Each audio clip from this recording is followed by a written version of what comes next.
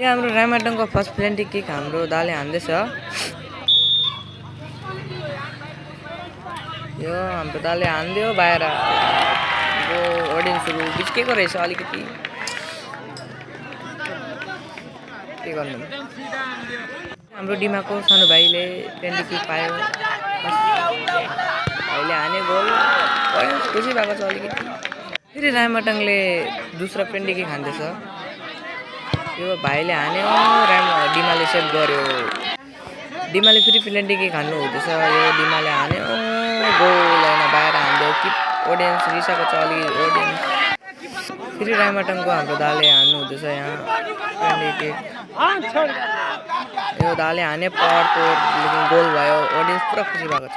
किपर भाइको प्लान आयो। किपरले हाने गोल। यो पेनल्टी गोल भयो। अडियन्स खुसीको मारे घुमिरहेको छ।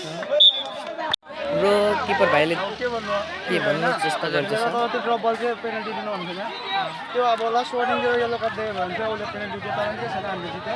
म किन भन्न चाहन्छु अहिले त हाम्रो बहिनीहरुकै पाला हो। के गर्नु हाम्रो बहिनीहरुको खुसीको ठेगाना छैन। गाउँकै हो। बहिनीले हाम्रो च्यानलबाट खुसी भएको छ।